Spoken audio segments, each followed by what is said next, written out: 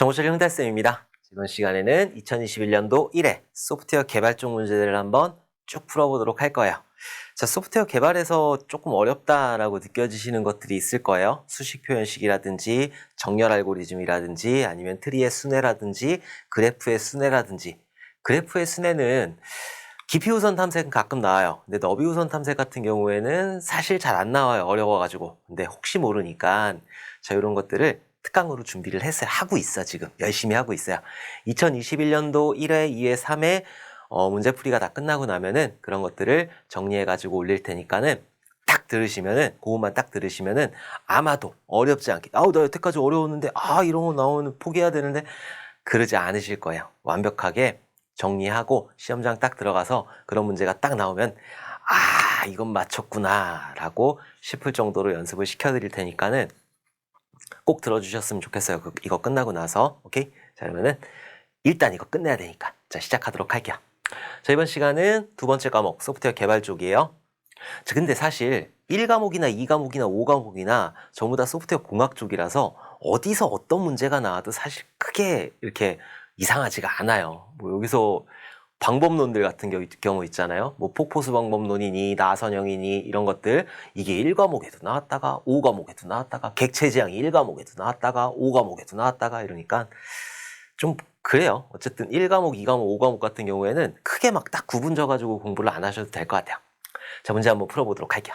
자, 구현 단계에서 작업 절차를 순서에 맞게 나열한 것은, 자, 구현 단계 보기 전에 우리 전체적인 개발 절차 한번 알아보게 되면은 처음에 계획을 하는 거죠. 시커머니까 좀 쓰기가 그래. 자, 처음에 계획을 하는 거지. 자, 계획을 하는 거는 보통 감림에서 하게 돼요. 자, 감림이 하게 되는데, 이 계획할 때는, 야, 이거 소프트웨어 필요하냐? 야, 돈 얼마 들 것 같냐? 야, 사람은 얼마 투입해야 될 것 같아? 이런 것들을 계산을 하는 거예요. 그래서 여기서는 비용이라든지, 아니면은 인원이라든지, 기간이라든지, 자, 요런 것들을 계획을 하게 된다. 자, 계획을 하고 나면 RFP라는 문서를 날리게 되는 거고, RFP를 받은 그 회사들이 이제 제안 준비를 하는 거죠. 그리고 제안이 통과가 되면은 이제부터 개발을 시작하게 되는 거예요. 자, 계획하고 난 다음에 분석하는 거지. 이제 요거는 제안 PT가 통과된 그 업체가 하는 거예요. 개발업체가. 자, 분석하고, 그 다음에 설계하고, 자, 그 다음에 구현하고, 그리고 테스트하고, 자, 마지막으로 유지운영. 자, 이렇게 해가지고 이런 단계를 거치게 된다. 그리고 유지운영 단계에서 가장 많은 비용이 소요가 된다라고 그랬죠. 자, 분석 단계에서는 사용자의 요구 분석이라든지 요구사항을 분석해낸다든지 이런 것들을 하게 되는 거고, 요구사항을 바탕으로 설계를 하는 거예요. 자, 설계서를 바탕으로 구현을 하는 거고, 구현이 끝나고 나면은 테스트를 진행을 하는 거지. 자, 이 과목에서는 여기 있는 구현하고 테스트 쪽, 요쪽에 대해서 시험 문제가 많이 나온다. 자, 그러면은 1번 문제. 자, 보면 여기는 구현 단계라고 그랬어요. 자, 구현 단계라고 하는 건 말 그대로 개발하는 거예요. 개발하는 거, 코딩하는 거. 자, 코딩을 한다라고 했어요. 코딩은 조금 이따 하겠지. 얘 그냥 1번으로 할게요. 자, 얘 1번으로 할 거야. 자, 코딩 작업을 계획한다. 일단 계획해야지 코딩하지. 그러니까 얘 2번으로 밀리고 얘가 1번으로 하겠네. 자, 코드를 테스트한다. 코딩을 해야지 테스트를 할 거 아니라, 그죠? 그러니까 너는 코딩 다음으로 가. 자, 그 다음에 컴파일한다. 컴파일이라고 하는 거는 컴퓨터가 알아들을 수 있도록 해야 되는 거예요. 그러니까 코딩을 한 다음에, 내가 직접적으로 뭔가를 코딩을 한 다음에 그 다음에 컴파일을 하게 되는 거지. 그리고 나서 컴퓨터가 알아들었을 때 내가 테스트를 하게 되는 거죠. 그러니까 테스트가 하나가 밀리는 거고 얘가 3번이 되는 거죠. 자, 그래서 니은, 기억, 리을 디귿, 니은, 기억, 리을 디귿 2번이네. 2번. 그래서 2번이 정답이 되는 거라.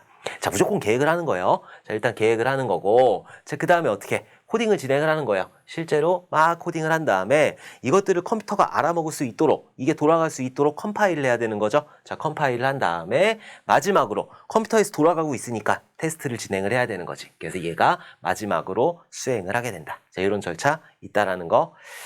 또 나올까요? 또 나오겠지. 문제은행에 들어가 있으니까 이런 절차를 한다는 거 기억을 해두셨으면 좋겠어요.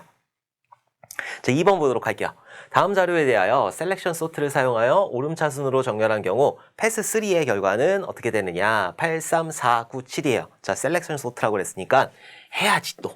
자, 요것도 제가 아까 전에 말씀드렸듯이 정리할 거예요. 그 특강에서 꼭 들어주셨으면 좋겠어요.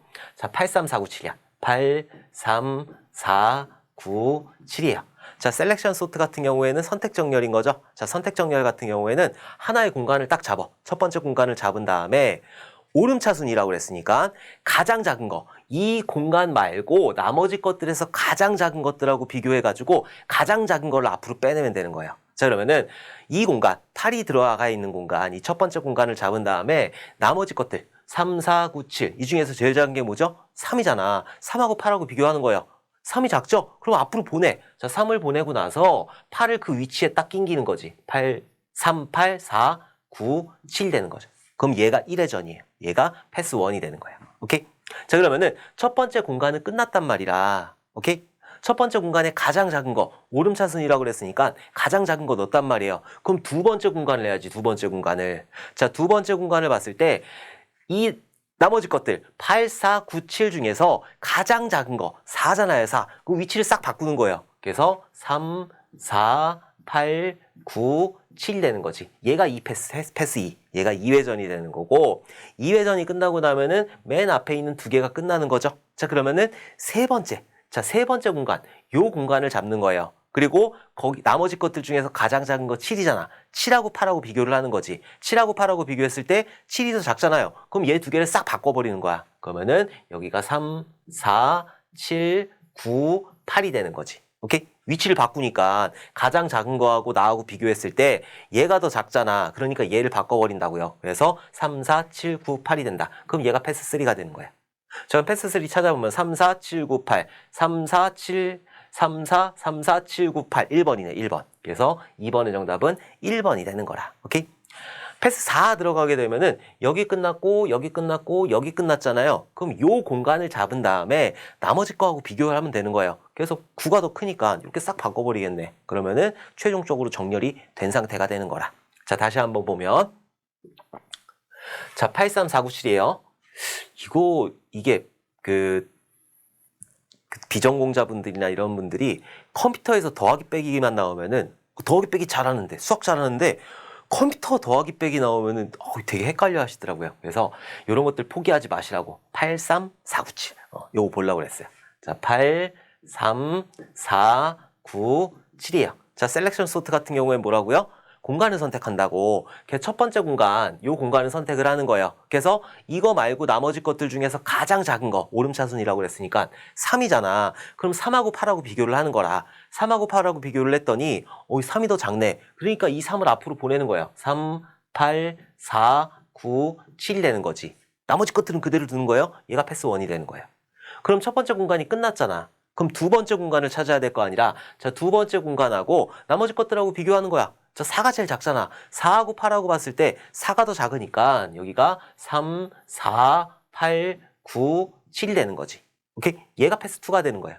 자, 그 다음에 첫 번째 공간하고 두 번째 공간하고 끝났잖아요. 그럼 세 번째 공간, 요 공간하고 비교를 하는 거예요. 9, 7. 7이 작으니까 7하고 8하고 비교를 하는 거지. 7이 더 작잖아. 그럼 요 위치를 바꿔준다니까네. 8하고 7하고 위치를 바꿔주는 거예요. 그래서 3, 4, 7, 9, 8이 되는 거지. 얘가 패스 3이 되는 거예요. 오케이? 그래서 3, 4, 7, 9, 8. 3, 4, 7, 9, 8. 자, 이게 정답이다. 그래서 2번의 정답은 1번이 되는 거예요. 선택 정렬이나 버블 정렬이나 삽입 정렬이나 세 개 중에 하나는 무조건 나와요. 무조건 나오니까 꼭 맞춰주셔야 된다. 오케이? 자, 3번 보도록 할게요. 하향식 통합시험을 위해 일시적으로 필요한 조건만을 가지고 임시로 제공되는 시험용 모듈은 얘는 스톱이죠, 스톱. 자, 다시 한번 정리를 하면은 자, V 모델이 있어요. 자, V 모델이 이렇게 되어 있는데 뭐 구현하고 분석하고 설계하고 뭐 구현하고 이렇게 하면서 자, 구현하면서 여기서 구현을 하면서 실제로 개발하면서 무슨 테스트를 하냐? 여기서는 단위 테스트라는 걸 진행을 하는 거죠. 옆에다 해야 되겠다. 너무 좀 그래. 그래서 단위 테스트라는 걸 이렇게 진행을 할 거예요. 자, 단위 테스트가 끝나고 나면은 요것들을 묶어가지고 통합 테스트라는 걸 진행을 해요. 자, 통합 테스트라는 거를 진행을 한다. 자, 통합 테스트가 끝나고 나면은 이것들을 시스템에 올려가지고 뭐 테스트 서버나 실 서버나 테스트 그 시스템에 올려가지고 시스템 테스트를 진행을 하는 거예요. 자, 시스템 테스트를 진행을 하고 자, 올라갔어. 그럼 어떻게 해야 돼? 끝났잖아. 돈 받아야 될 거 아니라. 그러니까 돈 받으려면은 인수 테스트를 이렇게 하게 된다. 오케이? 절차예요. 자, 단위 테스트 같은 경우에는 정적 테스트라든지 아니면은 동적 테스트, 정적이라든지 동적이라든지 이런 테스트를 개발자들이 진행을 하는 거예요. 정적 테스트 같은 경우에는 소스 코드 내부를 보는 거지. 구조라든지 아니면 표준이라든지 이런 것들을 보는 게 정적 테스트인 거고, 동적 테스트 같은 경우에는 함수에다 값을 넣어요. 그래서 제대로 값이 나오는지, 출력값이 나오는지 이런 동작을 보는 걸 동적 테스트라고 한다. 자, 그럼 하나의 단위들이 끝났잖아. 이런 단위 모듈이 끝났으면은 모듈들을 모아서 붙여가면서 테스트를 진행을 하는 거예요. 그걸 보고 통합 테스트라고 하는데, 통합 테스트 같은 경우에는 상향식 테스트라는 게 있고, 자, 그리고 하향식 테스트라는 게 있고, 그리고 빅뱅 테스트라는 게 있고, 마지막으로 백본 테스트라는 게 있어요. 자, 상향식 테스트 같은 경우에는 밑에서부터 말아 올리는 거지. 밑에서부터 말아 올려가지고 테스트를 하는 거고, 올리다가 뭔가 구현이 안 돼 있어. 그런 것들은 드라이버로 대체를 하는 거야. 드라이버라는 걸로 대체를 하는 거고, 하향식 같은 경우에는 위에서부터 밑으로 내려오는 거죠. 맨 위에 있는 메인. 웹페이지를 봤을 때 메인 본 다음에 회원가입 보는 거고, 로그인 보는 거고, 웹툰 보는 거고, 뭐 이런 식으로 뭐 월요 웹툰 보는 거고, 거기서 월요 웹툰 중에서 참교육인가? 나 그거 참 재밌게 보고 있는데 어쨌든 그런 거 보는 거. 자, 이런 것들을 하향식 통합이라고 하는데, 하향식 통합에서 뭔가 구현이 안 돼 있어. 그런 것들은 스톱이라는 걸로 대체를 하게 된다. 자, 빅뱅 테스트 같은 경우에는 그런 거 안 해요. 그냥 한꺼번에 뻥 터뜨려가지고 다 테스트하는 거. 그래서 쥐똥만한 사이트 테스트할 때 빅뱅 테스트를 하는 거고, 백본 테스트 같은 경우에는 상향식, 하향식 두 개 다 같이 쓰는 거예요. 자, 그리고 시스템 테스트 같은 경우에는 기능 테스트라는 거하고 비기능 테스트 이런 것들을 진행을 해요. 자, 기능 테스트는 사용자의 요구사항을 맞춰서 만들었는지 이런 기능들을 보는 거고, 비기능 테스트에서는 성능이라든지 보안이라든지 이런 것들을 보는 게 비기능 테스트이다. 자, 이제 다 했으니까 돈 받아야 될 거 아니라, 그래서 인수 테스트에서는 알파 테스트라든가 아니면은 베타 테스트를 진행을 한다. 자, 알파 테스트 같은 경우에는 개발자하고 사용자하고 같이 붙어가지고 그렇게 테스트를 하는 게 알파 테스트이고, 베타 테스트 같은 경우에는 개발자는 빠진 상태에서 사용자들끼리만 하는 게 베타 테스트이다. 자, 이렇게 정리를 해주셔야 된다. 이거는 들들들들 이렇게 알아두셔야 돼요. 이 다 나올 수 있어. 단위 테스트, 통합 테스트, 시스템 테스트, 인수 테스트 가로쳐가지고 나올 수 있으니까 요거 꼭 기억을 해두셔야 돼요. 오케이? 자, 어쨌든 지워야 되겠어. 자, 하향식 통합에서 하향식에서, 그러니까 통합 테스트에서 하향식이라는 거죠. 거기서 임시로 제공되는 시험용 모듈 뭐라고 그랬죠? 스톱이라고 그랬잖아. 스톱. 그래서 3번의 정답은 2번 스톱이 되는 거다. 딴 것들은 다 필요 없어요. 자, 4번 보도록 할게요. 이런 거 어려워하신다고. 분명히 수학 잘하실 텐데 이런 컴퓨터에서 나오면 조금 어려운가 봐. 자, 어쨌든 다음 전이식을 후이식으로 옳게 표현한 것은, 자, 이거를 전이식을 가지고 후이식을 바로 만들긴 조금 힘들어. 그래서 이 전이식을 먼저 중이식으로 만들고 나중에 후이식으로 바꾸도록 할 거예요. 자, 전이식, 중이식, 후이식이라는 게 있는데, 그 문제풀이만 들으시는 분들도 있으니까, 자, 전이식이라는 게 있고, 중이식이라는 게 있고, 자, 그리고 후이식이라는 게 있어요. 자, 인간은 중이식을 써요. 자, 중이식이라는 게 뭐냐면은 A 플러스 B죠. 중간에 뭐가 들어가 있어? 연산자가 들어가 있는 거예요. 이걸 보고 중이식이라고 하는 거고, 인간이 쓰는 거 말고 컴퓨터가 쓰는 거는 전이식 아니면 후이식이에요. 전이식 같은 경우에는 연산자가 앞에 있는 거예요. 연산자가 앞에 있고, A, B, 자, 이렇게 있는 거. 자, 후이식 같은 경우에는 뒤에 있는 거죠. 후에. 그래서 연산자가 뒤에 있는 거예요. A, B 플러스. 자, 이렇게 되는 게 후이식이다. 아니, 왜 이 후이식하고 전이식하고 왜 만들었어? 왜냐면은 이 중이식 같은 경우에는 연산이 다 나와야지 시작해서 풀 수가 있어요. 이게 쭉 가면서 여기서 뭐 연산자 우선순위에서 가로가 나올 수도 있는 거고, 곱하기가 나올 수도 있는 거고, 나누기가 나올 수도 있는 거고, 이 식이 다 나와야 되잖아. 이게 다 나와야지 풀 수가 있는데 컴퓨터는 그 기다릴 수가 없단 말이야. 그러니까 빨리빨리 앞에서부터 빨리 처리하려고 이렇게 후이식이나 전이식을 사용을 하게 된다. 오케이?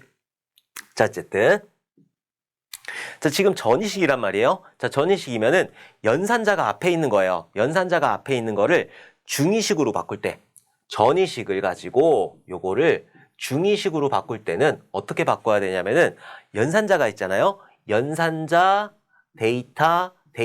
자, 이렇게 연속으로 나오면 연산자, 데이터 이렇게 나오잖아요. 그럼 연산자를 여기 가운데로 딱 껴버려. 데이터하고 데이터 가운데로 딱 껴버려. 요걸 보고 중이식으로 바꾸는 거예요. 이렇게 중이식으로 바꿔야 된다. 자, 그러면 찾아보도록 할게요. 써야지. 마이너스 나누기 곱하기 A 플러스 B, C, D, E예요. 자, 요거를 가지고 중이식으로 먼저 바꿀 거예요. 이걸 바로 후이식으로 바꾸기 힘들어요. 그러니까 중위식으로 먼저 바꿀 거예요. 연산자, 연산자, 연산자, 데이터, 연산자, 데이터, 데이터. 제가 지금 아까 전에 연산자, 데이터, 데이터가 연속으로 나오게 되면은 이 연산자를 가운데로 딱 낑긴다고 그랬어요. 오케이? 연산자, 연산자, 연산자, 데이터, 연산자, 데이터, 데이터. 연산자, 데이터, 데이터가 나왔잖아. 그럼 여기 있는 플러스를 어디로 낑긴다? 여기로 낑기게 되는 거예요. 그리고 얘를 하나의 데이터로 만들어버리는 거지. 그래서 B 플러스 C가 하나의 데이터가 이렇게 되는 거예요. 오케이? 자, 그리고 그대로 밑으로 그대로 쓰면은 빼기, 나누기, 곱하기, A, 그리고 D2가 되는 거죠. 요거 지워졌으니까. 오케이? 요게 하나의 데이터가 됐으니까. 요게 하나의 데이터예요. 자, 연산자, 연산자, 연산자, 데이터, 데이터. 지금 보면은 연산자, 데이터, 데이터가 나왔죠? 그러면은 이 연산자를 어떻게 해? 여기 가운데로 딱 낑긴다고. 오케이? 그러면은 A 곱하기 B 플러스 C인데 B 플러스 C가 먼저 나왔으니까 얘를 연산자 우선순위에 의해서 가로를 쳐야 되겠지. 자, 이렇게 해서 하나의 데이터를 만들어주는 거예요. 자, 그리고 식을 그대로 또 내리는 거야. 마이너스 나누기 D2가 되는 거지. 오케이? 연산자, 연산자, 데이터, 데이터. 지금 어떻게 나왔어? 연산자, 데이터, 데이터 나왔죠? 그럼 여기 있는 연산자를 어디로 낑긴다? 여기로 낑기게 되는 거라. 그리고 또 하나의 데이터를 만들어주는 거지. 오케이? 그럼 여기는 나누기가 없어졌어요. 그럼 마이너스 A 곱하기 B 플러스 C 나누기 D 그리고 2. 자, 요게 하나의 데이터가 되는 거니까. 연산자, 데이터, 데이터가 나온 거죠. 그럼 여기 있는 마이너스를 어떻게 해? 여기로 이렇게 낑긴다고. 오케이? 자, 그럼 어떻게 돼요? 최종적으로? 자, 최종적으로 중위식으로 바꾸게 되면은 A 곱하기 그 다음에 B 플러스 C 그리고 나누기 D 빼기 2가 되는 거지. 자, 요런 중위식이 만들어진 거라. 오케이? 자, 이런 전위식을 가지고 이런 중위식을 만들어주는 거예요. 자, 그 다음에 어떻게 하느냐? 요걸 가지고 후위식으로 바꿔야지. 후위식으로 쓰라고 그랬으니까. 자, 후위식으로 쓸 때는 후위식은 연산자가 뒤로 빠진다라고 그랬잖아요. 그래서 연산자 우선순위에 의해서 얘 먼저 처리를 해야 되겠지. A 플러스 B를 처리해야 되겠지. 그러면은 B, C 플러스. 오케이? 연산자가 뒤로 빠지니까. 자, 그 다음으로 연산자 우선순위가 높은 거는 곱하기 나누기인데 그냥 앞에 것부터 순차적으로 하면 되는 거죠. 그래서 A 곱하기 나누기 D 마이너스 2 이렇게 있는데 얘가 하나의 데이터잖아. 여기서 A 곱하기 BC 플러스를 해주니까 요 뒤에 있는 연산자를 요로 뺀다고 요로. 오케이? 나누기 D는 조금 이따 할 거니까. 그러면은 A, B, C 플러스 곱하기가 되는 거죠. 오케이? 그리고 얘가 하나가 되는 거야. 한 몸이 된 거지, 한 몸이. 그리고 남은 거는 나누기 D 빼기 2가 되는 거죠. 자, 연산자 우선순위에 의해서 얘 먼저 해야 되겠지. A, B, C 플러스 곱하기 얘 한 몸이라고. 얘 한 몸이에요. 그냥 A라고 생각을 하시면 돼. 자, 그리고 A 나누기 D 했으니까는 요 나누기를 D로 이렇게 빼주는 거예요. 그러면은 A, B, C 플러스 곱하기 D 그대로 있는 거죠. D 한 다음에 나누기 어디 갔어요? 후위식이니까 D로 갔잖아. 여기로 넘어간 거지. 오케이? 그리고 또 얘가 한 몸이 된 거야. 한 몸이. 합체한 거지. 그냥 또봇이 된 거야. 또봇이. 그리고 마이너스 2가 남았잖아. 그죠? 요거 마이너스 2예요. 요게 한 몸이 됐으니까 합체 로봇이 됐다고. 한 몸이 돼가지고 이렇게 합체한 다음에 마이너스 2가 된 거라. 그럼 요걸 후위식으로 바꾸려면은 여기 있는 마이너스를 뒤로 이렇게 빼야 되는 거죠. 그럼 최종적으로 A, B, C 플러스 곱하기 D 나누기 2 마이너스가 되는 거지. 오케이? 그럼 찾아보면 되는 거예요. ABC 플러스 곱하기 플러스 ABC 플러스 곱하기 D 나누기 2 마이너스 4번이네 4번. 오케이? 그래서 4번의 정답은 4번이 되는 거라. 자, 다시 한번 해볼까요? 이런 것들은 조금 헷갈리니까는 한 번씩 다시 해봐도 좋아. 이해 갔어? 나 이거 옛날부터 할 줄 알았는데? 그럼 넘기시면 되는 거예요. 자, 헷갈리시는 분들만 다시 한번 보시면 돼요. 이게 그 인강의 좋은 점이잖아. 응? 인강의 좋은 점이야. 마이너스 나누기 곱하기 A 플러스 B, C, D, E예요. 자, 이렇게 있잖아. 자, 이게 전이식이란 말이죠. 이 전이식을 가지고 후이식으로 바꾼다라고 했을 때는 한 번에 바꾸기 힘들다고. 그러니까 얘를 먼저 중이식으로 바꿔주게 되는 거예요. 자, 중이식으로 바꿀 때 어떻게 한다? 연산자 데이터가 나오면 얘는 전이식이니까 연산자가 먼저 있잖아요. 연산자 데이터가 나오면은 그 연산자를 가운데로 딱 끼워버리고 걔를 하나로 합체해버리면 된다고. 오케이? 지금 연산자, 데이터, 연산자, 데이터 여기 나왔네. 연산자, 데이터 여기 나왔잖아요. 그러니까 여기 있는 연산자를 가운데로 이렇게 끼워가지고 또봇을 만들어 버린다고. 오케이? 또봇을 만들어서 얘를 합체시켜 버리는 거야. 그러면은 빼기, 나누기, 곱하기 A 이렇게 되는 거고 B 플러스 C가 이렇게 합체가 된 하나의 데이터가 되는 거죠. 그리고 여기에 D라는 데이터, E라는 데이터가 있는 거지. 자, 연산자, 데이터. 연산자, 데이터 나왔잖아. 요거란 말이에요. 연산자, 데이터 나온 거. 그럼 이 연산자를 어떻게 한다? 가운데로 이렇게 끼게 된다. 오케이? 자, 그래서 얘를 하나로 합치게 되면은 빼기, 나누기 A 곱하기 B 플러스 C가 된다. 더하기니까는 가로 쳐주시는 게 좋아요. 자, 이렇게 해가지고 또봇이 됐단 말이야, 또. 그리고 나머지 D하고 E하고 있는 거지. 응? 오케이? 자, 그리고 나서 다시 한번 연산자, 데이터를 찾아주는 거예요. 연산자, 데이터잖아. 얘는 또봇이 됐으니까. 연산자, 데이터가 됐으니까. 여기 있는 연산자를 어떻게 한다? 이렇게 가운데로 이렇게 끼게 된다. 그래서 A 곱하기 B 플러스 C 그 다음에 나누기 들어가는 거죠. 나누기 D가 된다. 자, 그렇게 이렇게 합체를 시켜버리는 거야. 그래서 얘를 또봇으로 만들어버리는 거지. 그리고 여기가 마이너스가 되는 거고 2가 되는 거고. 자, 그리고 얘가 하나의 데이터가 되는 거지. 자, 연산자, 데이터잖아요. 그러면 어떻게 한다고? 여기 있는 연산자를 여기 가운데로 딱 끼워주게 되면 된다. 그럼 최종적으로 나오는 거는 A 곱하기 B 플러스 C 나누기 D 빼기 2가 되는 거지. 자, 얘가 중이식이에요, 얘가. 오케이? 자, 그러면은 중이식을 한번 위에다 쓰고 다시 한번 후이식으로 바꿔야 되니까 자, 후이식으로 바꿔보도록 할게요. 자, 그러면은 A 곱하기 B 플러스 C 나누기 D 빼기 2가 되는 거죠. 자, 요런 중이식을 가지고 후이식으로 만들 거야. 자, 후이식으로 만들려면은 연산자가 뒤로 빠져야 된다고요. 그래서 연산자 우선순위에 의해서 제일 먼저 뭘 해요? 얘를 먼저 하잖아요. 얘를 먼저. 그죠? 그래서 여기 있는 B 플러스 C를 연산자를 뒤로 보내버리는 거예요. 그래서 B, C 플러스가 되는 거지. 오케이? 그리고 얘를 또 하나로 합체해가지고 또봇을 만들어버리는 거예요.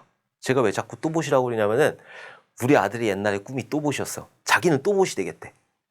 요즘에는 안 그래요. 요즘엔 또봇 되기 싫대. 자, 어쨌든 그러면 A 곱하기 하나의 데이터가 됐어요. 합체를 했으니까 나누기 D 빼기 2가 되는 거지. 자, 그 다음에 연산자 우선순위가 높은 거는 곱하기 나누기인데 곱하기 먼저 해야 되겠지. 순서대로 하니까는 A 곱하기 하나의 데이터야. 그러면은 요것들 여기 있는 곱하기 연산자를 뒤로 뺀다고요. A, B, C 플러스 곱하기. 자, 이렇게 빠지게 되는 거예요. 자, 그리고 얘를 하나로 합체시켜버리는 거지. 그리고 남은 거는 나누기 D 빼기 2가 되는 거죠. 자, 그 다음에 연산자 우선순위에 의해서 얘를 먼저 해야 되겠죠? 자, 요거를 먼저 하게 되면은 요 연산자 나누기를 뒤로 빼잖아. 그죠? 그래서 A, B, C 플러스 곱하기 그 다음에 D 있는 거죠? D 나누기가 되는 거지. 그리고 얘를 합체시켜버렸어요. 그리고 마이너스 2가 남는 거지. 자, 그리고 나서 요 데이터 마이너스 2가 되는 거잖아요. 여기 있는 마이너스를 뒤로 이렇게 뺀다고. 후이식으로 바꾸라고 그랬으니까 뒤로 뺀다고. 그래서 A, B, C 플러스 곱하기 D 나누기 2 마이너스가 되는 거지. 이렇게 후이식으로 바꿀 수가 있다. 모든 식이 다 끝났으니까 요게 후이식이 되는 거예요. A, B, C 플러스 곱하기 그래서 A, B, C 플러스 곱하기 D 나누기 2 마이너스. 정확하게 4번이 나오잖아. 오케이? 그래서 4번의 정답은 4번이 되는 거라. 이런 거는 맞춰주셔야 돼요. 조금 헷갈리더라도 맞춰주셔야 돼. 그래서 특강할 때 여러 문제 볼 거거든요. 여러 문제 보면서 조금만 연습하시면, 진짜 조금만 연습하시면은 충분히 맞추실 수 있는 그런 문제다. 나도 하잖아, 나도. 내 IQ가 돌고래하고 조금 비슷한데 하잖아. 여러분들도 충분히 하실 수 있어. 자, 5번 보도록 할게요. 그래프의 특수한 형태로 노드와 선분으로 되어 있고 정점 사이에 사이클이 형성되어 있지 않으며 자료 사이의 관계성이 계층 형식으로 나타나는 비선형 구조는, 자, 일단 비선형 구조 같은 경우에 딱 두 개예요. 트리하고 그래프. 자, 트리하고 그래프라는 게 있는데, 자, 그래프 같은 경우에는 사이클이 형성이 돼. 이렇게 돌아갈 수 있는 사이클이 형성이 되는데, 트리 같은 경우에는 그래프의 일종이긴 한데 사이클이 형성되지 않는 그런 그래프의 일종을 트리라고 한다. 그러니까 이 문제의 정답은 뭐야? 트리지. 그래서 5번의 정답은 트리이다. 오케이? 자, 6번 보도록 할게요. 스택에 대한 설명으로 틀린 것은, 스택이라고 하는 거는 이렇게 막혀있는 이렇게 박스가 되는 거죠. 그래서 한쪽으로만 입력이 일어나고 한쪽으로만 출력이 나오는 거예요. 그래서 이렇게 들어가면은 여기 하나씩 하나씩 차곡차곡 쌓이는 거지. 그러면은 먼저 들어간 놈은 맨 마지막에 나오겠죠? 만약에 A를 먼저 집어넣었어, B를 넣었어, C를 넣었어, D를 넣었어. A가 나오기 위해서는 D가 나와야 되는 거고, C가 나와야 되는 거고, B가 나와야 되는 거고, 그래야지 A가 나올 수 있어요. 딱 막혀 있으니까. 오케이? 자, 이런 구조를 기억을 해두시면 돼요. 스택이라고 하는 건 이런 구조이고, Q 같은 경우에는 이런 구조예요. 그래서 먼저 들어간 놈이 먼저 빠지는 구조가 Q인 구조이다. 자료 구조 공부 많이 하셨을 거예요. 자, 입출력이 한쪽 끝으로만 제한되는 리스트이다. 한쪽으로만 되어 있잖아요. 한쪽으로만 입력이 되어 있고 한쪽으로만 출력이 되어 있으니까 얘는 맞는 거고. 자, 헤드와 테일에 두 개 포인터를 갖고 있다. 얘는 탑 포인터 하나만 가지고 있어요. 그래서 탑 포인터가 싹싹 움직이면서 뭐 넣고 빼고 이렇게 되는 거라. 그래서 이 두 개를 가지고 있는 거는 Q예요. Q. Q가 두 개를 가지고 있는 거지. 그래서 6번의 정답은 2번이 되는 거라. 자, LIFO 구조이다. 그래서 last in, first out이에요. 마지막에 들어간 게 가장 처음 빠진다. 이렇게 있을 때 쭉쭉쭉 들어갔어. 그럼 맨 마지막에 들어간 게 먼저 빠지잖아요. 그래서 last in, first out 구조예요. 자, 더 이상 삭제할 데이터가 없는 상태에서 데이터를 삭제하면 언더플로우가 발생을 한다. 더 이상 삭제할 게 없어. 탑 포인터가 여기까지 왔단 말이라. 근데 삭제하려고 그래요. 그럼 언더플로우가 발생을 하는 거고, 여기 꽉 찼어. 꽉 찼는데 늘려고 그러면은 오버플로우가 발생을 하게 되는 거지. 오케이? 그래서 정답은 2번이 되는 거고, 이 스택 연산이 어떻게 되냐면은 탑 포인터 하나라는 걸 쓰는데, 처음에 탑 포인터라고 하는 건 마이너스 1 값을 가리키고 있어요. 그래서 여기를 가리키고 있다고. 그 다음에 얘가 만약에 값을 넣겠다. 하나를 값을 집어넣었어요. A라는 값을 집어넣게 되면은 일단 탑 포인터를 플러스 1 해주는 거예요. 탑 포인터 플러스 1 해줘가지고 여기를 0값으로 만든 다음에 여기다가 값을 집어넣는 거지. 탑 포인터를 증가시키고 나서 데이터를 집어넣게 되는 거야.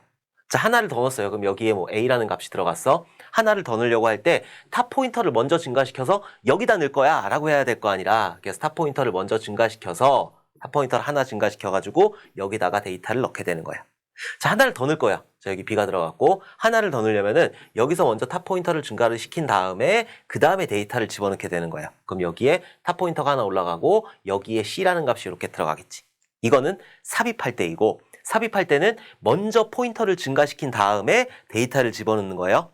자, 삭제시킬 때는 데이터를 먼저 빼주는 거예요. 데이터를 먼저 빼주고 나서 그 다음에 탑 포인터를 하나를 빼주는 거지. 오케이? 왜냐면은 탑 포인터를 먼저 내려버렸어. 그러면은 이 탑 포인터가 어디에 있었는지 모른단 말이야. 그러니까 이 탑 포인터가 있을 때, 이 탑 포인터가 여기를 가리키고 있을 때 그때 C를 먼저 빼버리는 거지. 먼저 데이터를 빼버리고 그 다음에 탑 포인터를 하나를 내리게 되는 거야. 개발할 때 그렇게 하는 거라. 오케이? 그래서 요 구조 넣을 때는, 입력할 때는 탑 포인터를 먼저 증가시키고 나서 데이터를 넣는 거고, 삭제할 때는 데이터를 먼저 삭제하고 나서 탑 포인터를 내리게 되는 거예요. 이것도 꼭 기억을 해주셔야 돼요. 오케이? 어렵게 나오면 얘 나올 수 있어요. 어렵게 나오면 진짜 얘 나올 수 있다. 자, 어쨌든 6번의 정답은 2번. 얘는 Q에 대한 설명이다. 자, 7번 보도록 할게요. 디지털 저작권 관리에 사용되는 기술 요소가 아닌 것은, 이거 많이 나왔었죠. 근데 계속 나온다라는 거는 여러분들 시험에 나올 수 있다라는 거라. 자, 키 관리. 일단 암호화를 시켜야 돼요. 디지털로 만들어 소프트웨어라든지 뭐 영화라든지 디지털로 만든 것들은 무한 복제가 가능하기 때문에 암호화라는 걸 시켜야 돼. 자, 근데 인가된 사용자, 그 사람들은 풀어야 될 거 아니라, 그래갖고 키 관리라는 건 당연히 필요하다. 자, 방화벽 방화벽이라고 하는 거는 뭔가 이용을 막는 거잖아요. 이용을 막는 건데 이런 DRM이라고 하는 거는 유통 서비스란 말이에요. 유통 서비스. 유통을 하는데 방화벽을 막아버리면 안 되지. 그죠? 그래서 7번의 정답은 아닌 것은 2번. 방화벽이 아니다.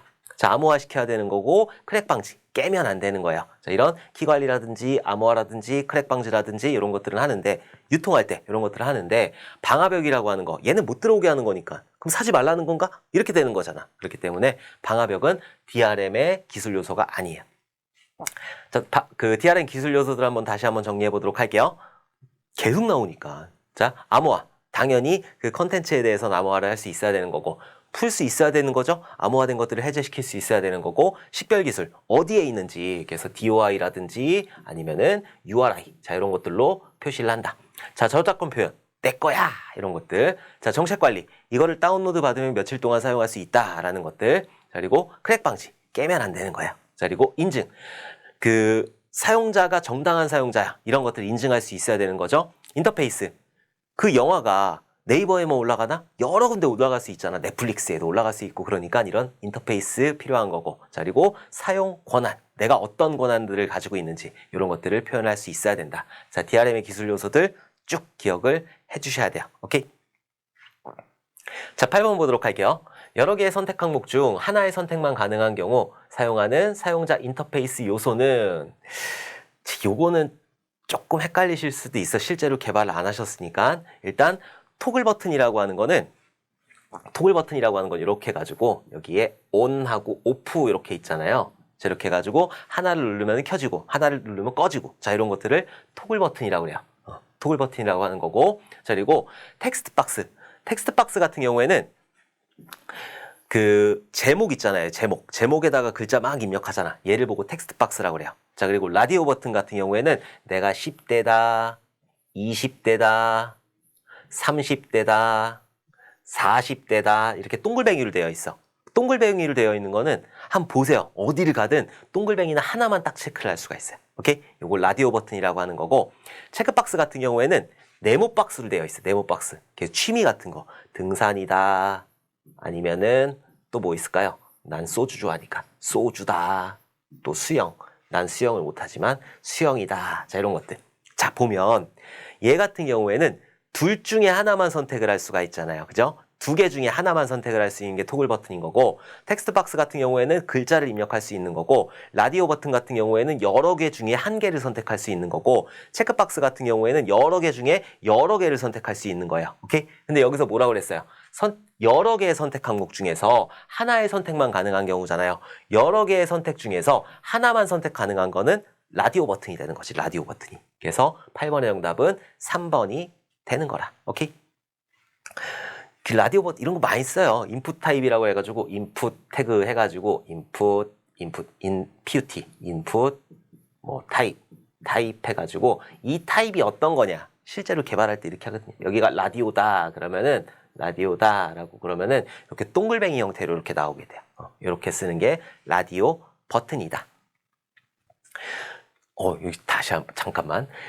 여러 개의 선택 항목 중에서 여러 개를 선택할 수 있는 거는 체크박스예요. 이것도 꼭 기억을 해 두셔야 돼요. 다음에 응용돼서 나올 수 있으니까. 놓칠 뻔했네. 자, 9번 보도록 할게요.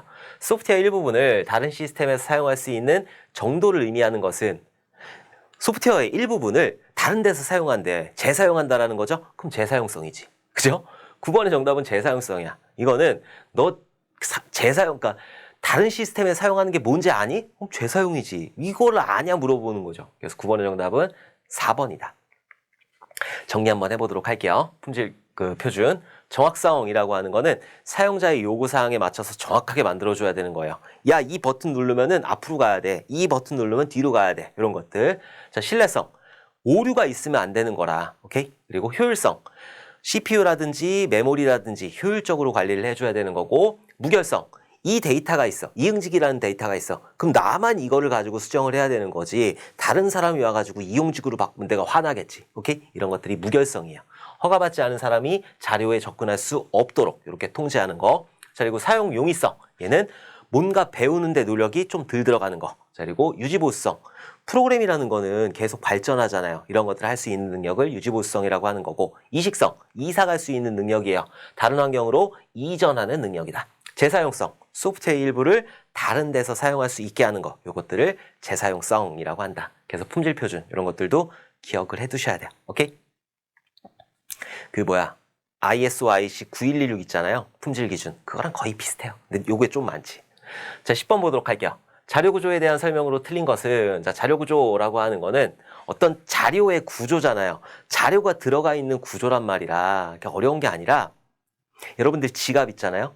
그 지갑이 뭔가 한정된 공간이잖아. 지갑이라는 거는. 자, 거기에는 자료가 들어가 있어요. 무슨 자료가 들어가 있냐면은 지폐도 들어가 있고, 카드도 들어가 있고, 신분증도 들어가 있고, 뭐 기타 등등, OTP 카드도 들어가 있고, 여러 가지 자료들이 들어가 있는 거잖아요. 근데 그거를 막 한 군데다 꾸깃꾸깃 해가지고 넣어놨어. 그럼 나중에 어떻게 돼? 찾을 때 힘들겠죠. 컴퓨터도 마찬가지예요. 컴퓨터도 뭔가 효율적으로 이렇게 잘 정리를 해야지 나중에 잘 찾을 수가 있단 말이에요. 그런 것들을 자료구조라고 하는 거예요.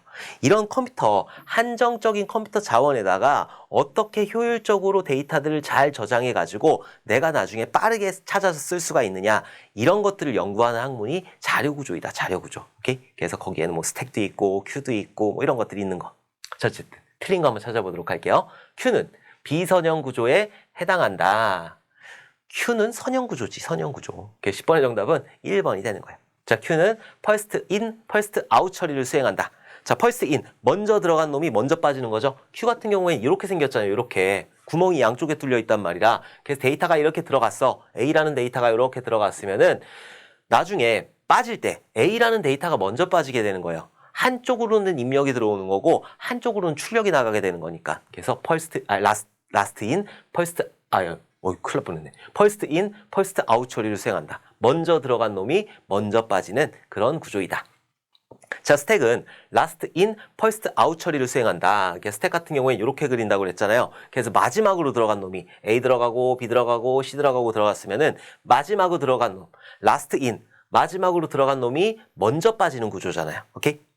자, 스택은 서브루틴 호출, 인처너트 처리, 수식 계산 및 수식 표기법 이런데 응용이 된다. 예, 뭐 함수 호출 이런 것들 이런 데 쓰이는 게 스택이야. 그래서 2번, 3번, 4번은 맞는데 Q 같은 경우에는 비선형 구조가 아니라 선형 구조에 해당이 되는 거지. 자, 그러면은 선형 구조하고 비선형 구조 한번 구분 한번 해보도록 할게요. 자, 자료 구조라는 거는 크게 연속적으로 이어질 수 있는 그런 구조이냐, 그래서 선형 구조가 있는 거고, 연속적이지 않느냐, 그래갖고 비선형 구조 이렇게 되어 있어요. 자, 선형 구조에는 리스트, 스택, 큐, 데크 이런 것들이 있다. 자, 그리고 리스트에는 선형 리스트라는 게 있고 연결 리스트라는 게 있어요. 본 강의에서 좀 자세히 했는데 지금은 문제풀이라서 자세히 할 시간 없고, 어쨌든 선형 구조에는 리스트, 스택, 큐, 데크 이런 것들이 있고, 비선형 구조 같은 경우에는 트리하고 그래프라는 게 있다. 요 꼭 기억을 해두셔야 돼요.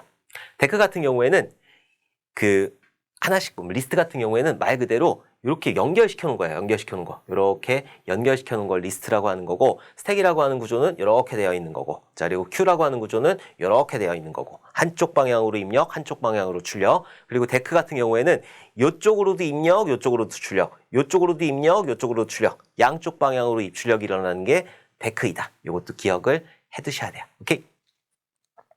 자, 11번 보도록 할게요. 다음 중 블랙박스 검사 기법은, 알아두셔. 이거 잘 나오잖아요. 계속 나왔잖아. 계속 나왔으니까는 여러분들 시험에 나올 수도 있다. 자, 경계값 분석, 뭐 동치분할 검사 이런 것들이 있었잖아요. 동등분할 기법, 경계값 기법, 원인효과 그래프 기법 이런 것들이 블랙박스 검사 기법에 해당이 되는데, 블랙박스 검사 기법은 했으니까 1번부터 나왔네. 경계값 분석이다. 경계에 있는 값들을 검사를 하는 거예요. 만약에 90이다 라고 했을 때는 경계에 있는 값들 89, 90, 91. 자, 요런 값들을 입력했을 때 뭔가 오류가 더 잘 나온다 라고 해가지고 경계값 분석을 하게 되는 거라. 자, 어쨌든 블랙박스 검사 기법은 경계값 분석.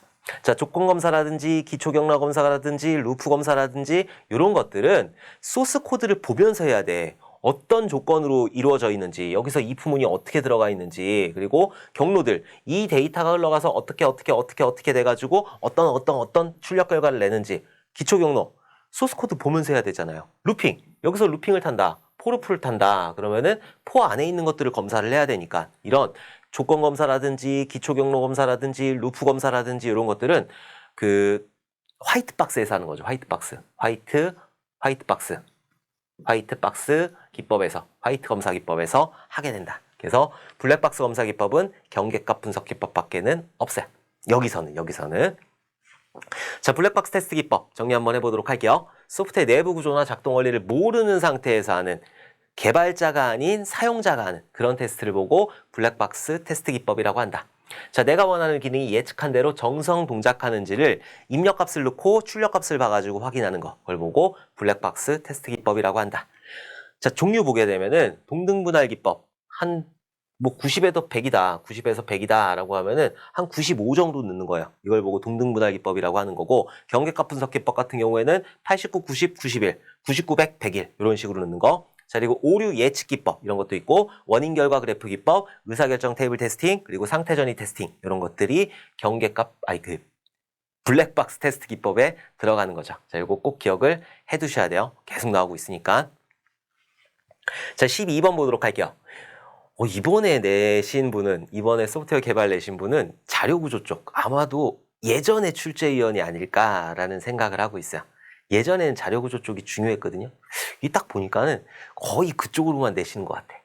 어떻게 나올지 모르니까. 자, 어쨌든 이진검색 알고리즘에 대한 설명으로 틀린 것은, 자, 이진검색이라고 하는 거는 반씩 나눠서 검색을 하는 거예요. 그래서 트리를 그려놓고, 트리를 이렇게 그려놓고, 자, 이런 식으로 그려놓고, 자, 여기에는 여기 이 기준으로 작은 값, 여기보다 큰 값, 어떤 값이 들어왔어요. 그래서 나보다 작으면은 얘를 다 버려버리는 거지. 이렇게 반씩 버려버리면서 수행을 하는 게 이진검색 알고리즘이에요. 검색을 할 때 반씩 나눠서 버리는 거, 그걸 보고 이진검색 알고리즘이라고 한다. 자, 탐색 효율이 좋고 탐색 시간이 적게 소요된다. 반씩 버려버리잖아요. 그러니까 빨리 찾아갈 수 있는 거라. 그 다음에 또 반을 버려버려. 그럼 2번 만에 찾아갈 수 있는 거야. 그래서 얘는 맞다. 자, 검색할 데이터가 정렬되어 있어야 된다. 만약에 정렬이 안 돼 있어.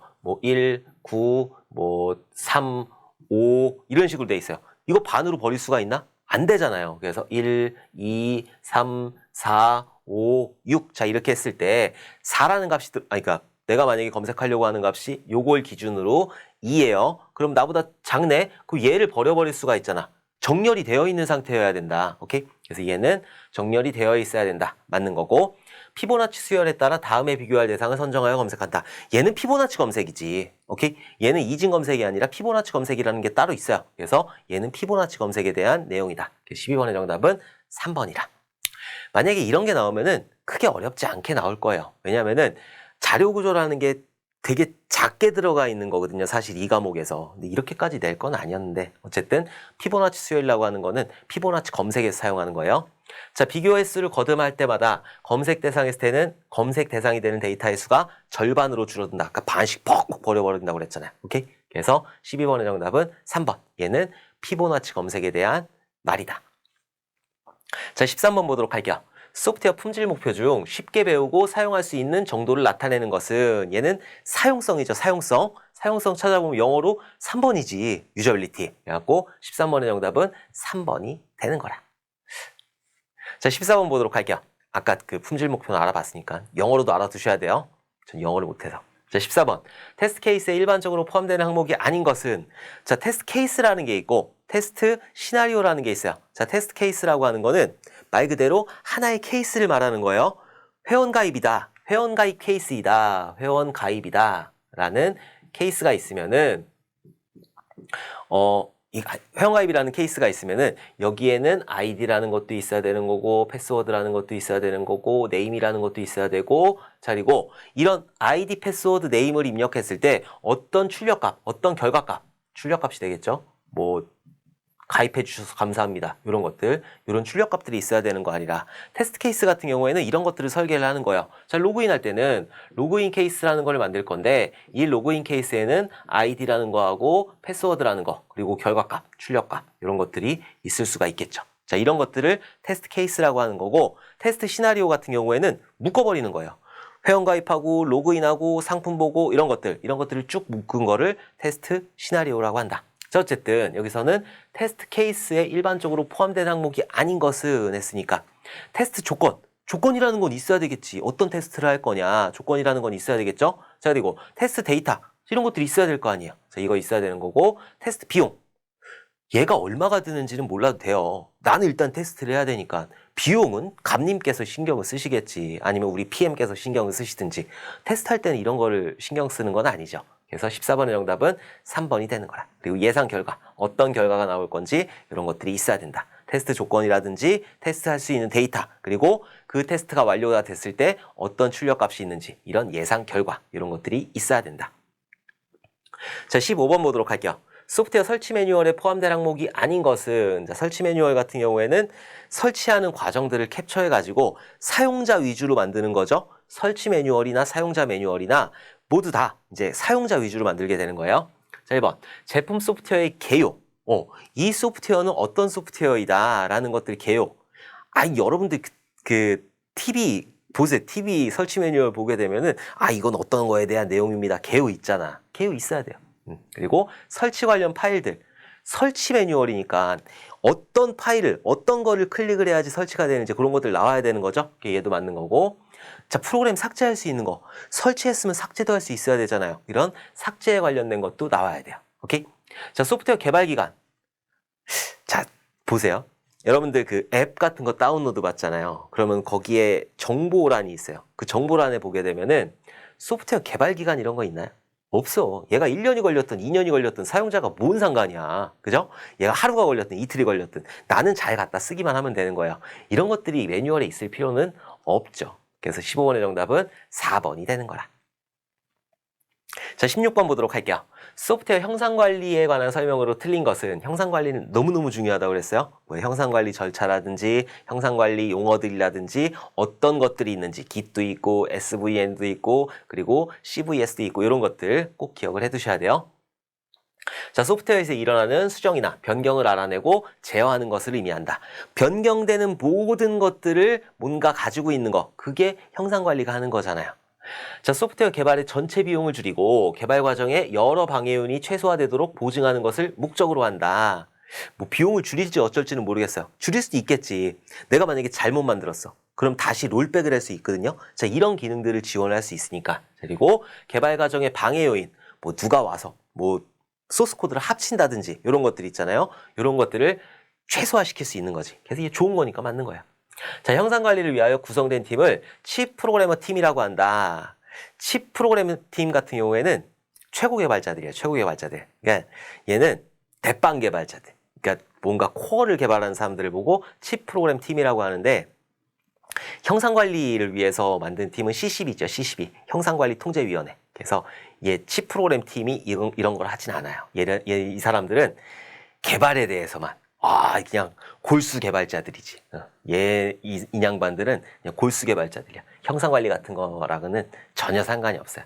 16번의 정답은 3번. 이거 나왔으니까 이런 거 나올 수 있어요. 칩 프로그래머 팀 같은 경우에는 골수 개발자들이다 라고 생각을 하시면 돼요. 자, 형상관리 기능 중 하나는 버전 제어 기술이다. 그래서 그 버전들을 컨트롤하는 거죠. 내가 하나를 만들었어. 그리고 수정을 했어. 그럼 버전들이 관리가 되는 거예요. 리비전이라고 해가지고 버전들이 관리가 되는 거다. 다 맞는 건데, 칩 프로그래머 팀, 얘 같은 경우에는 최고 그 개발자들 모임. 그래서 골수 개발자들 이렇게 생각하시면 돼요. 자, 17번 보도록 할게요. 퀵 정렬에 관한 설명으로 옳은 것은, 확실해. 이번에 이거 출제했던 사람은 아마 2019년도 이전에 출제했던 분일 거예요. 아니면 자료 구조를 굉장히 연구를 많이 하시든지. 이런 정렬, 지금 몇 문제야? 정렬 알고리즘에다가 뭐 아까 선택 정렬에다가 수식 계산에다가 장난 아니야. 자, 어쨌든 퀵 정렬이라고 하는 거는 피봇 값을 이렇게 줘요. 피봇 값을 기준으로 정렬을 하는 게 퀵 정렬인데, 옳은 거 한번 찾아보도록 할게요. 레코드의 키값을 분석하여 같은 값끼리 그 순서에 맞는 버킷에 분배하였다가 버킷의 순서대로 레코드를 꺼내어 정렬한다 라고 하는 거는, 얘는 기수정렬이에요. 기수정렬. 기수정렬. 레딕스 소트라고 하는데 기수정렬이라고, 얘는 시험지 정렬법이거든요. 그래서 버킷이라는 걸 이렇게 만들어 놔.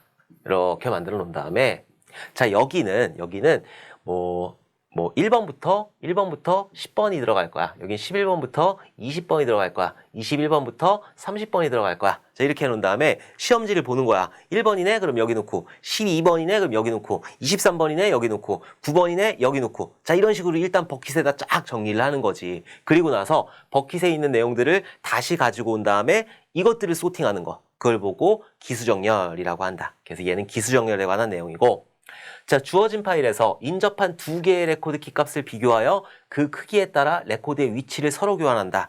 인접한 위치에 있는 것들을 비교해서 싹싹 바꾸는 거. 이걸 뭐라고 한다? 버블 정렬이라고 한다. 버블 해가지고 얘는 버블 정렬이 되는 거죠. 버블 정렬이 된다. 버블 정렬. 자, 레코드의 많은 자료 이동을 없애고 하나의 파일을 부분적으로 나누어 가면서 정렬한다. 피봇을 기준으로 나누어 가면서 정렬을 하는 거예요. 피봇 기준 딱 한 다음에 여기 정렬시키고 여기 정렬시키고 이런 식으로 하는 게 퀵 정렬이에요. 퀵 정렬. 그래서 3번이 정답이 되는 거라. 17번의 정답은 3번이야. 3번. 자, 퀵 정렬 같은 경우에는 조금 특징이 있는데 얘 같은 경우에는 n 곱하기 로그 2의 n의 시간 복잡도를 가져요. 보통은 이렇게 갔는데 얘는 정렬이 어느 정도 되어 있는 상태에서는 최악의 n 제곱까지 속도가 빠질 수 있다라는 것도 기억을 해두셔야 돼요. 보통은 n 곱하기 로그 2n의 좋은 시간 복잡도를 갖는데 퀵 정렬이 n 곱하기 로그 2n의 시간 복잡도를 가지잖아요. 근데 그 중에서 퀵 정렬 같은 경우에는 최악의 경우 n 제곱의 시간 복잡도까지 빠질 수 있다라는 거 기억을 해두셔야 돼요. 자, 임의의 레코드 키와 매개 변수 h 값만큼 떨어진 곳의 레코드 키를 비교하여 서로 교환하면서 하는 정렬이다. 얘는 쉘 정렬, 쉘 정렬. 얘는 쉘 정렬에 관한 내용이다. 얘 같은 경우에는 기수 정렬. 자, 그리고 얘는 버블 정렬. 자, 그리고 얘는 쉘 정렬. 얘가 퀵 정렬에 관한 내용이야. 그래서 17번의 정답은 3번이 되는 거라. 자, 18번 보도록 할게요. 해싱 함수의 종류가 아닌 것은, 자, 해싱 함수 어떤 것들일까? 그 키값을 만들기 위해서 어떤 것들을 쓰느냐. 해싱 함수도 봐야 되겠지. 자, 해싱 함수도 아마 지난 2020년 4회에 나왔었는데 해싱 함수라고 하는 거는 어떤 값들이 들어왔을 때 그 값을 어디에 배치시킬 거냐. 그래서 해싱 함수 같은 경우에는 그 값을 한 번에 찾아갈 수가 있어요. 그래서 비곱표기법으로 1, 어떤 상수의 시간 복잡도를 가지는 게 해싱 함수지. 자, 그러면은 해싱 함수가 어떻게 구조가 되어 있냐면은 테이블이 있어요. 자, 이렇게 해시 테이블이라는 게 있고 여기에 버킷이라는 게 있어. 이 행을 버킷이라고 그래요. 이 행을 버킷이라고 그래. 버킷. 그래서 여기가 0번 버킷이고 1번 버킷이고 2번 버킷이고 3번 버킷이고 4번 버킷이다. 이렇게 있을 때 요 각각의 데이터를 저장해 놓을 수 있는 데가 있어요. 요걸 보고 슬롯이라고 그래. 슬롯. 버킷과 슬롯으로 구분되어 있는 거지. 여기에 어떤 함수가 있어요. 여기 해싱 함수가 있는데 여러 가지 종류로 만들 수가 있어. 이 여러 가지 종류 중에 하나를 찾으라는 거고 이 여러 가지 종류를 만들 수가 있는데 어떤 값이 들어왔어. 뭐 A라는 값이 들어왔어. 그러면은 요 해싱이라는 함수를 이용해 가지고 너는 여기 들어가 이렇게 되는 거죠. 자, 그리고 B라는 값이 들어왔어. 그러면은 너는 여기 들어가야 돼. 어? B라는 값을 찾으려고 그래. B라는 값을 찾으려고 그럴 때 얘는 2번에 있어. 그래서 한 번에 찾을 수가 있잖아. 그래서 비곱표기법으로 1이라고 하는 거야. 근데 만약에 C라는 값이 들어왔어요. C라는 값이 들어왔는데 너는 여기 들어가야 돼 라고 한 거예요. 자, 이랬을 때 충돌이 발생했다 라고 한 거죠. 뭐 충돌이 발생했다고 해가지고 뭔가 에러가 난 건 아니에요. 충돌이 발생했으면 그 옆에다 보내면 되는 거예요. 남은 슬롯이 있으니까. 자, 그리고 이 충돌이 발생한 요 영역들, 자, 요 영역들을 보고 동의어, 시노님이라고 하는 거죠. 오케이? 자, 이런 것들도 알아두셔야 된다. 그래서 해싱 함수는 이런 것들, 이 주소값을 정해줄 수 있는 함수를 해싱 함수다라고 하는 거예요. 자, 어쨌든 자, 해싱 함수의 종류가 아닌 것은 제곱법이라든지 숫자 분석법이라든지 뭐 계산법이라든지 이런 것들이 있는데 개방주소법은 아니에요. 개방주소법은. 개방주소법하고 폐쇄주소법이라는 게 있는데 개방주소법하고 폐쇄주소법은 다 찼을 때 그럼 어떻게 할 거냐 이런 것들을 보는 게 개방주소법하고 폐쇄주소법이다. 그래서 얘는 아니다. 자, 해싱 함수들 한번 종류 한번 보도록 할게요. 요거는 그냥 한번 읽어보시면 되고. 자, 종류는 계산 방법 같은 경우에는 나눈 다음에 나머지 값을 취하는 거야. 그 나머지 값으로 주소 값을 주는 걸 계산 방법이라고 하는 거고, 중간 제곱법 같은 경우에는 키 값을 제곱한 다음에 제곱하면 굉장히 큰 값이 나오잖아요. 중간에 있는 값을 취하는 거, 그걸 보고 중간 제곱법이라고 하는 거고, 폴딩법 같은 경우에는 XOR을 이용한다. XOR 연산을 통해서 나온 주소를 한다. 그러면 얘는 폴딩법이 되는 거예요. 기수변환법 같은 경우에는 진법을 바꿔요. 진법으로, 그러니까 다른 진법으로 바꿔가지고 그것들을 그 키값으로 쓰는 거, 그걸 보고 기수변환법이라고 하는 거고, 개수분석방법 같은 경우에는 아까 숫자분석법 있잖아요. 그 비슷한 것들, 뭐 전화번호이다, 핸드폰 번호이다, 그럼 010 어쩌고 저쩌고 저쩌고 해가지고 나오잖아요. 또 010 이렇게 나오잖아요. 그러면은 여긴 똑같은 게 나오잖아. 그럼 같은 값이 나올 거 아니라, 그러니까 얘 말고 많이 분포되어 있는 거 여기 거를 갖다 쓰자, 이렇게 분석하는 게 개수 분석 방법이에요. 그리고 무작위 분석 방법 같은 경우에는 그냥 맘대로 해가지고 난수로 발생시키는 거, 이걸 보고 무작위 방법이라고 한다. 이게 나오니까 얘도 어떤 것들이 있는지 꼭 기억을 해두셔야 된다. 오케이? 잘 나오는 거는 이 폴딩법은 XOR을 이용한다라는 거, 그리고 제3법 같은 경우에는 나누어서 나머지 값을 이용한다라는 거. 사실 다 잘 나오는데 제일 잘 나오는 거는 제3법하고 폴딩법, 이런 것들 잘 나오니까 꼭 기억을 해두셔야 돼요. 오케이? 자, 19번 보도록 할게요. 필드 테스팅이라고도 불리며 개발자 없이 고객의 사용 환경에 소프트웨어를 설치하여 검사를 수행하는 인수검사 기법은, 인수하려고 뭔가 한대요. 인수검사 기법 같은 경우에는 알파 검사라는 게 있고 베타 검사라는 게 있다고 그랬잖아요. 알파 검사는 개발자하고 플러스 사용자하고 붙어가지고 하는 거고, 베타 검사 같은 경우에는 개발자가 빠진 상태에서 사용자만 하는 게 베타 검사라고 그랬죠. 지금 여기는 뭐예요? 사용자만 한다며. 그러니까 베타 검사가 되는 거지, 베타 검사가. 그래서 19번의 정답은 1번 베타 검사가 되는 거라. 형상검사도 인수검사에 들어가긴 해요. 근데 형상검사 같은 경우에는 구조를 보는 거예요. 너 잘 짰니? 이런 것들 보는 게 형상검사이다. 자, 20번 보도록 할게요. 다음 트리를 프리오더 운행법으로 운행할 경우 5번째로 탐색되는 것은, 이 트리 운행법도 제가 특강으로 진행을 할 건데, 자, 어쨌든 프리오더라는 게 있고 인오더라는 게 있고 포스트오더라는 게 있어요. 자, 프리오더라고 하는 거는 전이 운행이죠, 전이. 그 다음에 인오더라고 하는 거는 중이 운행이에요, 중이. 자, 그리고 포스트오더라고 하는 거는 얘는 후이 운행이에요, 후이. 자, 방문을 할 때, 어떤 그 노드를 방문을 할 때 먼저 방문하느냐, 부모를 먼저 방문하고 그 다음에 왼쪽 자식, 오른쪽 자식 이렇게 방문하는 거를 전이 운행이라고 하는 거고, 프리오더라고 하는 거고, 인오더 같은 경우에는 중이 운행이잖아요. 중간에 방문한대. 부모를. 그래서 왼쪽 자식에 있는 것들을 다 방문하고, 그리고 부모 방문하고 오른쪽 자식, 자, 이런 식으로 방문하는 거, 그걸 보고 중이 운행이라고 하는 거고, 후이 운행 같은 경우에는 포스트오더는 후에 방문한대. 부모를. 그래서 왼쪽 자식 방문하고, 왼쪽 자식 다 방문하고, 그리고 오른쪽 자식, 그리고 마지막으로 부모, 이렇게 올라가는 게 후이 운행인 거야. 자, 근데 여기서는 프리오더 하래요, 프리오더. 그러면은 전이 운행을 하라는 거죠, 전이 운행. 그러면은 부모 먼저 방문을 해야 되겠네. 그래서 부모 먼저 방문을 한 다음에 왼쪽 자식하고 오른쪽 자식하고, 자, 이런 식으로 방문을 하게 되는 거예요. 그럼 가장 먼저 방문을 하는 거는 부모가 되겠지. A라는 부모가 되는 거고, 왼쪽 자식으로 딱 내려왔어요. 그럼 부모부터 일단 방문을 하는 거예요. B부터 방문을 하는데, 그리고 이렇게 오른쪽 자식으로 넘어가야 되는데 왼쪽에 아직 집에 자식들이 있어. 왼쪽 집안이 다 끝나야지 오른쪽으로 이렇게 넘어갈 수 있는 거예요. 그러니까 이쪽 집안을 다 끝내야 되는 거예요. 부모를 방문하고 왼쪽 자식, 오른쪽 자식 이렇게 방문을 해야 되는 거라. 자, 지금 왼쪽 자식 뭐예요? D잖아, D. D를 방문한 다음에 오른쪽 자식 없는 거죠? 자, 이쪽 집안이 다 끝났어요. 다 끝났으니까 이제 오른쪽 자식으로 넘어갈 수 있다라는 거지. 오케이? 자, 그리고 그 프리오더니까 먼저 방문해야 되잖아요. C를 먼저 방문하고 이렇게 방문을 하는 거예요. 그래서 C를 방문을 하는 거고, 그 다음에 E를 방문할 거예요. 그리고 얘가 부모야. 자, 왼쪽 자식을 방문할 때 E를 먼저 방문하겠지. 그 다음에 오른쪽 자식으로 이렇게 넘어가야 되는데, 이 E라는 놈이 자식을 가지고 있잖아. 여기 있는 거 다 끝내야 된다고. 다 끝내야지 일로 넘어갈 수 있다고. 이렇게 운행을 먼저 해야 된다고. E 먼저 하고 G, H를 방문해야 된다. G하고 H. 자, 이런 식으로 방문을 한다. 그리고 이쪽 집안이 다 끝나고 나면 그때서야 오른쪽 F로 넘어갈 수 있는 거야. 그래서 마지막으로 F를 방문하게 된다. 자, 5번째로 방문되는 것이래요. 하나, 둘, 셋, 넷, 5번째. 2지요, 2. 그래서 20번의 정답은 2가 되는 거라. 자, 다시 한번 보면 프리오더라고 그랬으니까 먼저 방문하는 거죠. 부모를. 그래서 부모를 방문하고 왼쪽 자식, 오른쪽 자식. 자, 이런 식으로 방문을 할 거예요. 자, A라는 걸 제일 처음 방문하겠지. 그 다음에 왼쪽을 봤더니, 야, 네가 부모였냐? 네가 언제 애를 낳았어? 어저께 낳았다고? 아, 축하한다. 이렇게 되는 거지. 그러면은 너네 쪽 집안 먼저 다 돌자. 그래야지 오른쪽 집안으로 갈 수 있으니까. 그래서 요렇게 방문하고, 요렇게.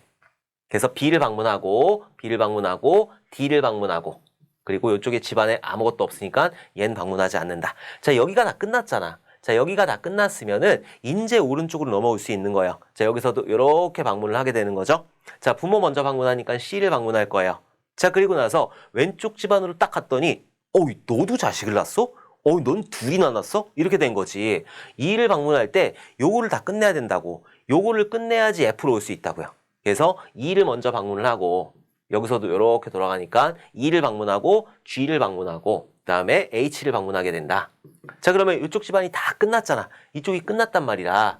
그러면은 마지막으로 F를 방문하게 되는 거예요. 그래서 F를 방문한다. 5번째라고 했으니까 하나, 둘, 셋, 넷, 5번째 2가 되는 거죠. 그래서 20번의 정답은 2가 되는 거라. 자, 이 문제도 여러분들하고 많은 문제를 연습해 보도록 할 거예요. 꼭 맞추셔야 돼, 꼭. 자, 이렇게 해서 소프트웨어 개발 쪽 문제 20문제들을 한번 쭉 풀어봤어요.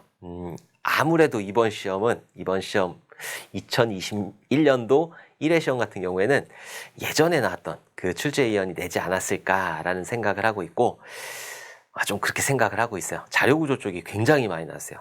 비중이 굉장히 높게 나왔다. 테스트 쪽은 원래는 테스트 쪽이 많이 나오거든요, 보통은. 근데 테스트 쪽을 많이 안 내고 자료구조 쪽을 많이 내는 걸 보니까는 아무래도 예전에 출제위원이 내신 것 같아요. 자, 이번 시간도 어쨌든 여러분들 고생 너무너무 많으셨고 우리 다음 시간에 웃는 얼굴로 다시 뵙도록 하겠습니다. 감사합니다.